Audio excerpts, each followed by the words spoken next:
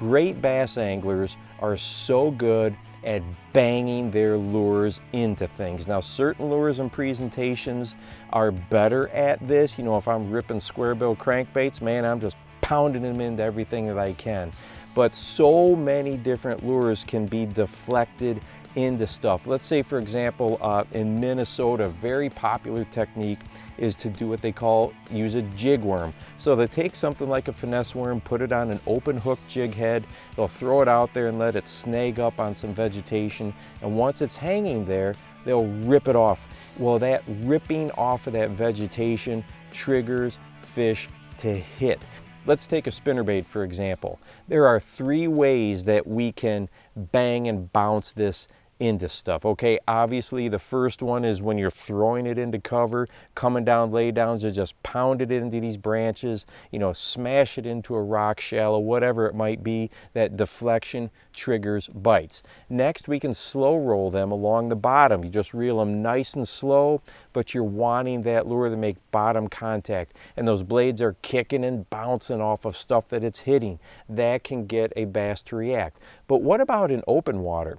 Well, this is where fishing with some of these great anglers really taught me a lot. Instead of just winding it back to the boat steady, if it's out in the open and there's nothing there, we can still snap it and twitch it, rip that rod, and just make that lure bounce around. And you can see right here, I'm just bouncing a spinnerbait, and what a different look that is. So throw these into your retrieves. It's such a powerful way to get fish to bite when they don't want to bite. And this applies to so many different presentations. Just any time you can get that change of direction. Think about how many times you've been on a shoreline or in a boat and you get that lure up close to you, and then boom, all of a sudden the bass hits. Well, what's happening is that change of direction, that sudden change of a direction. So if there was a bass that's been following it, kind of seeing what's going on, and boom, it starts to turn and looks like it's getting away, that kicks in that feeding instinct.